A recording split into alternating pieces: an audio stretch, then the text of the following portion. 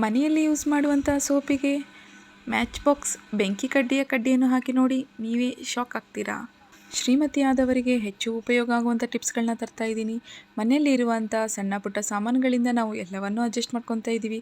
ಹಾಗಿದ್ರೆ ಈ ಟಿಪ್ಸ್ಗಳು ನಿಮಗಾಗಿ ನಾನು ತರ್ತಾ ಇದ್ದೀನಿ. ತುಂಬ ಯೂಸ್ಫುಲ್ ಆಗಿರುವಂಥ ಟಿಪ್ಸ್ ಇದ್ದಾವೆ, ನೋಡೋದನ್ನು ಮಾತ್ರ ಮರಿಬೇಡಿ.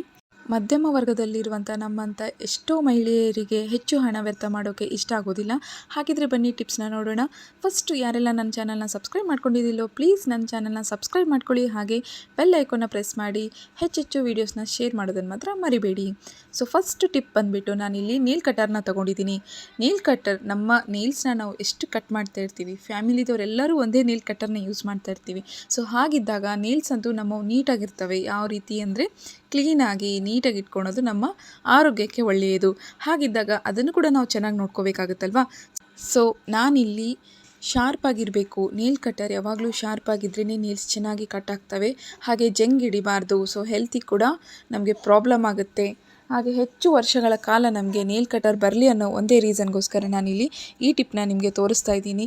ಸಿಂಪಲ್ ಆಗಿರುವಂಥ ಟಿಪ್. ಒಂದು ಬಡ್ಸ್ನ ತೊಗೊಳ್ಳಿ. ಸೊ ಬಡ್ಸ್ನ ತೊಗೊಂಡ್ಮೇಲೆ ನಾನಿಲ್ಲಿ ಮನೆಯಲ್ಲಿ ಯೂಸ್ ಮಾಡುವಂಥ ವಿಕ್ಸ್ ಏನಿದೆ, ವಿಕ್ಸ್ ವೇಪರಬ್ನ ತೊಗೊಂಡಿದ್ದೀನಿ. ವಿಕ್ಸ್ ವೇಪರಬ್ನ ತೊಗೊಂಡು ಇದನ್ನು ಚೆನ್ನಾಗಿ ಕ್ಲೀನ್ ಮಾಡ್ಕೊಳ್ಳಿ. ಅಥವಾ ನಿಮಗೆ ಇದು ವಿಕ್ಸ್ ವೇಪರಬ್ ಬೇಡಪ್ಪ ಅನ್ನೋರಿದ್ದರೆ ವ್ಯಾಸ್ಲೈನ್ ಕೂಡ ಯೂಸ್ ಮಾಡ್ಕೋಬೋದು. ಈ ರೀತಿ ನೀವು ಒಂದು 6 ತಿಂಗಳಿಗೆ 1 ಟೈಮ್ ಮಾಡಿದರೆ ಸಾಕು. ಹೆಚ್ಚು ಮಾಡೋ ನೆಸೆಸಿಟಿ ಇರೋದಿಲ್ಲ, ಏನೂ ಇಲ್ಲ. ಜಸ್ಟ್ 6 ಮಂತಿಗೆ 1 ಟೈಮ್ ಮಾಡಿದರೂ ಕೂಡ ಶಾರ್ಪ್ ಆಗಿರುತ್ತೆ. ಹೆಚ್ಚು ನಾವು ನೇಲ್ ಕಟರ್ನ ಯೂಸ್ ಮಾಡ್ತೀವಿ. ಮಕ್ಕಳಿರೋಂಥ ಮನೆಯಲ್ಲಿ ಕ್ಯಾಲ್ಶಿಯಂ ಹೆಚ್ಚಿರುತ್ತೆ. ಸೊ ಹಾಗಿದ್ದಾಗ ಅವರಿಗೆ ವೀಕ್ಲಿ 1 ಟೈಮ್ ಅಥವಾ 10 ಡೇಸಿಗೆ 20 ಡೇಸ್ ಅನ್ನೋದರಲ್ಲಿ ಅವರಿಗೆ ನೇಲ್ಸ್ ಜಾಸ್ತಿ ಬೆಳೀತಾ ಇರುತ್ತೆ. ಸೊ ಅಂಥ ಟೈಮ್ನಲ್ಲಿ ನೇಲ್ಸ್ ಕಟ್ ಮಾಡಿ ನಮ್ಮ ಏನಿದೆ ಶಾರ್ಪ್ನೆಸ್ ಏನಿರುತ್ತೆ ಹೋಗಿಬಿಟ್ಟಿರುತ್ತೆ ನೇಲ್ ಕಟರ್ಗೆ.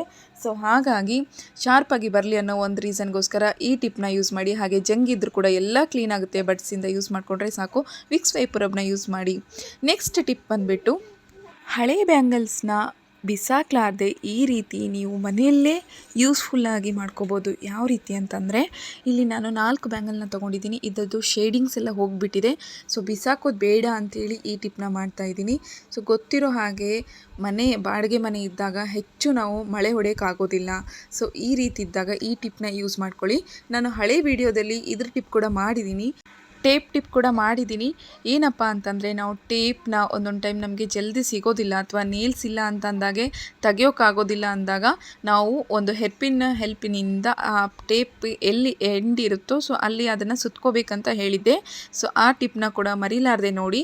ನೆಕ್ಸ್ಟ್ ಬಂದುಬಿಟ್ಟು ಬಳೆ ಏನಿದೆ, ಸೊ ನಾನಿಲ್ಲಿ ಅರ್ಧ ಆಗುವಷ್ಟು ಟೇಪ್ನ ತೊಗೊಂಡಿದ್ದೀನಿ, ಕಟ್ ಮಾಡ್ಕೊಂಡಿದ್ದೀನಿ ಕತ್ತರಿಯಿಂದ ಕಟ್ ಮಾಡಿದ್ಮೇಲೆ 2 ಬಳೆಗಳನ್ನು ತೊಗೊಂಡು ಇದನ್ನು ಜಾಯಿಂಟ್ ಮಾಡ್ಕೊಳ್ಳಿ. ಎಷ್ಟು ಗಟ್ಟಿ ಅಂತಂದರೆ ಇದಕ್ಕೆ ಬಟ್ಟೆ ಟೇಪ್ ಅಂತ ಕರೀತಾರೆ. ಸೊ ನಾವು ಮನೆ ಬಾಗಿಲಿಗೆಲ್ಲ ಹಾಕ್ತೀವಲ್ವ ಮನೆ ಕಟ್ಟಿಸ್ಬೇಕಾರೆ, ಸೊ ಆ ರೀತಿ ಇರುವಂಥ ಬಟ್ಟೆ ಟೇಪ್ನೇ ತೊಗೊಳ್ಳಿ. ಯಾಕಂದರೆ ಅದು ತುಂಬ ಗಟ್ಟಿಯಾಗಿರುತ್ತೆ. ನಾರ್ಮಲಾಗಿ ಯೂಸ್ ಮಾಡುವಂಥ ಟೇಪ್ ತೊಗೊಂಡ್ರೆ ಅದು ಭಾಳ ದಿನ ಇರೋದಿಲ್ಲ. ಈ ರೀತಿ ಬಟ್ಟೆ ಟೇಪ್ ತೊಗೊಳೋದ್ರಿಂದ ತುಂಬ ಗಟ್ಟಿಯಾಗಿರುತ್ತೆ ಕೂಡ, ಮತ್ತು ತುಂಬ ವರ್ಷಗಳ ತನಕ ನಾವು ಯೂಸ್ ಮಾಡ್ಕೋಬೋದು.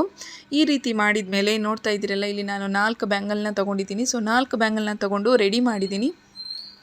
ನೀವು ಮನೆಯಲ್ಲಿ ದುಪ್ಪಟ್ಟಗಳು ಅಂದರೆ ಓಡ್ನಿಗಳೇನಿರುತ್ತೆ, ಸೊ ವೇಲ್ಗಳು ಅವನ್ನ ಹಾಕ್ಬೋದು. ಅಥವಾ ಈ ರೀತಿನ ನೀವು ಮಳೆ ಹೊಡೆದುಕೊಂಡು ಒಂದೇ ಒಂದು ಮಳೆ ಇದ್ದಾಗ ನಮಗೆ ಸ್ಟೋರೇಜ್ ಕಮ್ಮಿ ಇದೆ ಅಂದಾಗ ನೀವು ಅದಕ್ಕೆ ಸಣ್ಣ ಮಕ್ಕಳ ಬಟ್ಟೆಗಳು ಹಾಕ್ಬೋದು ಅಥವಾ ವೇಲ್ ಹಾಕ್ಬೋದು. ಇಲ್ಲಪ್ಪ ಅಂತಂದರೆ ಅಡುಗೆ ಮನೆಯಲ್ಲಿ ಕೂಡ ಅಷ್ಟೇ ನೀವು ಸೌಟ್ಗಳಿಡೋಕೆ ಅನ್ನದ ಕೈ ಅಂತ ಏನು ಚಮಚಗಳೇ ಅಂತ ಏನು ಹೇಳ್ತೀವಿ, ಸೊ ಆ ಥರ ಚಮಚಗಳಿಡ್ಬೋದು. ನಾನಿಲ್ಲಿ ವೇಲ್ಗಳನ್ನ ಹಾಕ್ತಾಯಿದ್ದೀನಿ. ಯಾಕಂದರೆ ವೇಟ್ ಲೆಸ್ ಇರೋಂಥವನ್ನೇ ಹಾಕಬೇಕಾಗುತ್ತೆ. ಬ್ಯಾಂಗಲ್ಸ್ ಇರೋದ್ರಿಂದ ತುಂಬ ವಜ್ಜೆ ಇದ್ದರೆ ತಡ್ಕೊಳಕ್ಕಾಗೋದಿಲ್ಲ, ವಜನ್ಗಳನ್ನ ತಡೆಯೋದಿಲ್ಲ ಬ್ಯಾಂಗಲ್ಸ್ಗಳು. ಇದು ಮಧ್ಯಮ ವರ್ಗದಲ್ಲಿರುವಂಥ ಪ್ರತಿಯೊಬ್ಬ ಹೆಣ್ಣು ಮಕ್ಕಳಿಗೆ ಈ ಟಿಪ್ಸ್ ಇಷ್ಟ ಆಗಬೇಕು. ಎಷ್ಟು ಕಮ್ಮಿ ಪ್ಲೇಸ್ನಲ್ಲಿ ಎಷ್ಟು ಸಣ್ಣ ಬಜೆಟ್ನಲ್ಲಿ ಕೆಲಸ ಆಗಬೇಕು ಅಂತೇಳಿ ಇಷ್ಟಪಡೋದೇ ಗೃಹಿಣಿಯರು. ಸೊ ಹಾಗಾಗಿ ಈ ಸಿಂಪಲ್ ಟಿಪ್ಸ್ಗಳು. ಸೊ ನೆಕ್ಸ್ಟ್ ಟಿಪ್ಸ್ ಏನಿದೆ ಅಂತ ನೋಡೋಣ. ನೆಕ್ಸ್ಟ್ ಟಿಪ್ ಬಂದುಬಿಟ್ಟು, ಸೊ ಈಗಿನ ಕ್ಲೈಮೇಟ್ ಬಂದುಬಿಟ್ಟು ತುಂಬ ಚಳಿ. ಈ ಚಳಿಗೆ ನಮ್ಮ ಬಟ್ಟೆಗಳು ತುಂಬ ಅಂದರೆ ತುಂಬ ವಾಸನೆ ಬರುತ್ತೆ. ಬಟ್ಟೆ ಒಗೆದ್ರೂ ಕೂಡ ಅಷ್ಟೇ ಮುಗ್ಗು ವಾಸನೆ ಬರುತ್ತೆ, ಹೆಚ್ಚು ಮುಗ್ಗು ವಾಸನೆ ಬರುತ್ತೆ. ಅದರಲ್ಲೂ ನ್ಯೂ ಬಾರ್ನ್ ಬೇಬಿ ಆಗಿರುವಂಥ ಮಕ್ಕಳು, ಸೊ ಮನೆಯಲ್ಲಿ ಬಾಣಂತಿಯರಿದ್ದರೆ ಅಥವಾ ಹುಟ್ಟಿದ ಕೂಸುಗಳಿರುವಂಥ ಮನೆಯಲ್ಲಿ ತುಂಬ ಸ್ಮೆಲ್ಗಳಿರುತ್ತೆ. ಯಾಕಂದರೆ ಆ ವಾಸನೆ ಹೋಗೋದೇ ಇಲ್ಲ. ಈ ಚಳಿಗಾಲಕ್ಕೆ ಈ ರೀತಿ ಒಂದು ಬೆಸ್ಟ್ ಟಿಪ್ನ ನೀವು ನೋಡಲೇಬೇಕು. ನಾನಿಲ್ಲಿ ಒಂದು ಸೋಪ್ನ ತೊಗೊಂಡಿದ್ದೀನಿ. ನೀವು ಯಾವುದಾದರೂ ಸೋಪ್ನ ತೊಗೊಳ್ಳಿ. ಸೊ ಆ ಸೋಪಿಗೆ ಮ್ಯಾಚ್ ಬಾಕ್ಸ್ ಕಡ್ಡಿ, ಸೊ ಬೆಂಕಿ ಕಡ್ಡಿ ಏನಿದೆ ಅದು ಯೂಸ್ ಮಾಡಿರುವಂಥ ಕಡ್ಡಿ ಆದರೂ ಪರವಾಗಿಲ್ಲ, ಮದ್ದು ಇರುವಂಥ ಕಡ್ಡಿ ಇದ್ದರೂ ಪರವಾಗಿಲ್ಲ. ಒಂದು 4ರಿಂದ 5 ಕಡ್ಡಿಗಳನ್ನ ಹಾಕ್ಕೊಳ್ಳಿ. ಸೊ 4ರಿಂದ 5 ಕಡ್ಡಿಗಳು ಎದಕ್ಕೆ ಹಾಕ್ಕೋಬೇಕು ಅಂತಂದರೆ ಅದು ತೇವಾಂಶನ ಕಮ್ಮಿ ಮಾಡುತ್ತೆ, ಅದಕ್ಕೋಸ್ಕರ ಹಾಕ್ಕೋಬೇಕಾಗುತ್ತೆ. ನೆಕ್ಸ್ಟ್ ಬಂದುಬಿಟ್ಟು ಇದಕ್ಕೆ ಪೌಂಡ್ಸ್ ಪೌಡರ್ನ ಹಾಕ್ಕೊತಿದ್ದೀನಿ. ನೀವು ಮನೇಲಿ ಯಾವುದು ಪೌಡರ್ ಇದೆ ಸೊ ಆ ಪೌಡರ್ನ ಯೂಸ್ ಮಾಡ್ಕೊಳ್ಳಿ. ನಾನಿಲ್ಲಿ ಒಂದು ಸೋಪ್ ಕವರ್ ಏನು ತೊಗೊಂಡಿದ್ದೀನಲ್ಲ, ಸೊ ಸೋಪ್ ಕವರಿಗೆ ಫಸ್ಟು ಬೆಂಕಿ ಕಡ್ಡಿನ ಮತ್ತು ಒಂದು ಪೌಡರ್ನ ಹಾಕ್ಕೊಂಡಿದ್ದೀನಿ. ನೆಕ್ಸ್ಟು ಸ್ನಾನ ಮಾಡಿ ಉಳಿದಿರುವಂಥ ಸಣ್ಣ ಪುಟ್ಟ ಸೋಪ್ಗಳಂತೂ ಮನೇಲಿ ಉಳಿದಿರುತ್ತೆ. ಸೊ ಅದನ್ನು ನೀವು ಬಿಸಾಕ್ಲಾರ್ದೆ ನೀವು ಇದನ್ನು ಸಣ್ಣ ಒಂದು ತುಂಡನ್ನು ತೊಗೊಂಡು ಈ ಪ್ಯಾಕ್ನಲ್ಲಿ ಹಾಕಿ ಇಟ್ಕೊಂಬಿಡಿ. ಸೊ ಇದನ್ನು ಕ್ಲೋಸ್ ಮಾಡಬೇಡಿ, ಇದನ್ನು ನೀವು ಒಂದು ಹೆಲ್ಪಿನಿಂದ ಕ್ಲೋಸ್ ಮಾಡ್ಕೊಳ್ಳಿ. ಯಾಕಂದರೆ ನೆಕ್ಸ್ಟ್ ಇದು ಖಾಲಿ ಆದಮೇಲೆ ನಾವು ಇದನ್ನು ಮತ್ತೆ ಯೂಸ್ ಮಾಡ್ಕೋಬೋದು. ರೂಮ್ ಫ್ರೆಶರ್ ಥರನೇ ಇದು ಕೂಡ ಅಷ್ಟೇ, ಸುವಾಸನೆ ತುಂಬ ಚೆನ್ನಾಗಿರುತ್ತೆ. ಹಾಗೆ ಈ ಸ್ಮೆಲ್ ಕೂಡ ಯಾವುದೇ ಥರ ಎಫೆಕ್ಟಿವ್ ಇರೋದಿಲ್ಲ. ಯಾಕಂದರೆ ಒಬ್ಬೊಬ್ಬರಿಗೆ ರೂಮ್ ಫ್ರೆಶರ್ ಸ್ಮೆಲ್ ಆಗಿ ಬರ್ತಾ ಇರೋದಿಲ್ಲ, ಆದರೆ ಸೋಪ್ ಏನಿದೆ ಎಲ್ಲರಿಗೂ ಆಗಿ ಬರುತ್ತೆ. ಸೊ ಎಲ್ಲರೂ ಯೂಸ್ ಮಾಡೋದ್ರಿಂದ ಈ ಸ್ಮೆಲ್ ತುಂಬ ಚೆನ್ನಾಗಿರುತ್ತೆ. ನಿಮಗೆ ಮೊದಲೇ ಹೇಳಿದಂಗೆ ಮುಗ್ಗಾಗಿರ್ಬೋದು ಅಥವಾ ಹಸಿ ವಾಸನೆ ಆಗಿರ್ಬೋದು, ಮಕ್ಕಳಿರೋಂಥ ಮನೆಯಲ್ಲಿ ಬಾಣಂತಿಯರ ಸ್ಮೆಲ್ಲೇ ಬೇರೆ ಇರುತ್ತೆ. ಸೊ ಆಗಿದ್ದಾಗ ಅವು ಬಟ್ಟೆಗಳು ಬೇರೆ ಆಗಿರುತ್ತೆ. ಸೊ ಆ ಸ್ಮೆಲ್ ಆಗಿರ್ಬೋದು, ಎಲ್ಲ ಸ್ಮೆಲ್ನು ಕೂಡ ಕಂಟ್ರೋಲ್ ಮಾಡುತ್ತೆ. ನೆಕ್ಸ್ಟ್ ಟಿಪ್ ಬಂದುಬಿಟ್ಟು, ಯಾವುದಾದ್ರೂ ಫಂಕ್ಷನ್ಗೆ ಹೋಗ್ತಾ ಇರ್ತೀರಾ, ಸೊ 1 ಅವರ್ ಅಥವಾ 2 ಅವರ್ಸಿನ ಫಂಕ್ಷನ್ ಇರುತ್ತೆ. ಅಂಥ ಫಂಕ್ಷನ್ಗೆ ನೀವು ಹೋಗ್ಬೇಕಾದ್ರೆ ಪರ್ಫ್ಯೂಮ್ ಬಾಟ್ಲ್ಗಳನ್ನ ತೊಗೊಂಡು ಹೋಗೋಕ್ಕಾಗೋದಿಲ್ಲ. ಸೊ ಆ ಟೈಮ್ನಲ್ಲಿ ನೀವು ಈ ಥರ ಬಡ್ಸ್ನ ಏನಿದ್ದೇವೆ ಒಂದು 4ರಿಂದ 5 ಬಡ್ನ ತೊಗೊಳ್ಳಿ. ಸೊ ಬಡ್ಸ್ನ ತೊಗೊಂಡ್ಮೇಲೆ ಅದಕ್ಕೆ ಪರ್ಫ್ಯೂಮ್ನ ಸ್ಪ್ರೇ ಮಾಡಿ ಒಂದು ಸಣ್ಣ ಬಾಕ್ಸ್ನಲ್ಲಿ ಹಾಕ್ಕೊಳ್ಳಿ. ನಾನಿಲ್ಲಿ ದೊಡ್ಡ ಬಾಕ್ಸ್ ತೋರಿಸ್ತಾ ಇದ್ದೀನಿ, ಬಟ್ ನೀವು ಇನ್ನೂ ಸಣ್ಣ ಬಾಕ್ಸ್ ಇದ್ದರೆ ಸಣ್ಣ ಬಾಕ್ಸ್ನಲ್ಲಿ ಹಾಕ್ಕೋಬೋದು. ಈ ರೀತಿ ಸಣ್ಣ ಬಾಕ್ಸ್ನಲ್ಲಿ ಹಾಕ್ಕೊಂಡು ನೀವು ಒಂದು ಪರ್ಸ್ನಲ್ಲಿ ಹಾಕ್ಕೊಂಬಿಡಿ.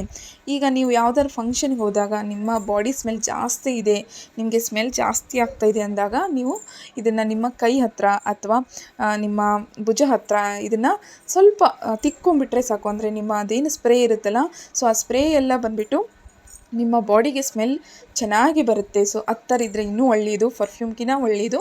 ನೆಕ್ಸ್ಟ್ ಟಿಪ್ ಕೂಡ ಅಷ್ಟೇ, ಯಾವುದಾದ್ರೂ ಫಂಕ್ಷನ್ಗೆ ಹೋಗ್ಬೇಕಾದ್ರೆ ಅರ್ಜೆಂಟಾಗಿರುತ್ತೆ, ತಲೆ ಸ್ನಾನ ಎಲ್ಲ ಮಾಡ್ಕೊಂಬಿಟ್ಟಿರ್ತೀರಾ ಅಂದರೆ ಕೋಮ್ ಮಾತ್ರ, ಬಾಚಿನ್ಕೆ ಏನಿದೆ ಅದು ಮಾತ್ರ ಎಣ್ಣೆ ಆಗಿರುತ್ತೆ. ಸೊ ಎಣ್ಣೆ ಆದಾಗ ಅದನ್ನು ಕೋಮ್ ಮಾಡೋಕ್ಕಾಗೋದಿಲ್ಲ. ಪ್ರತಿಯೊಬ್ಬ ಹೆಣ್ಮಕ್ಳಿಗೂ ಗೊತ್ತಿದೆ, ಯಾವುದಾದ್ರು ಫಂಕ್ಷನ್ಗೆ ಹೋಗ್ಬೇಕಾದ್ರೆ ತಲೆ ಸ್ನಾನ ಮಾಡಲಾರ್ದೆ ಹೋಗೋದೇ ಇಲ್ಲ. ಸೊ ಹಾಗಿದ್ದಾಗ ಈ ರೀತಿ ನೀವು ಕೋಮ್ ಮೇಲೆ ಸ್ವಲ್ಪ ಪೌಡರ್ನ ಚಿಮ್ಮಿಡಿಸ್ಬಿಟ್ಟು ಅದನ್ನು ಒರೆಸ್ಕೊಂಬಿಡಿ, ಎಣ್ಣೆ ಎಲ್ಲ ಮಾಯವಾಗುತ್ತೆ.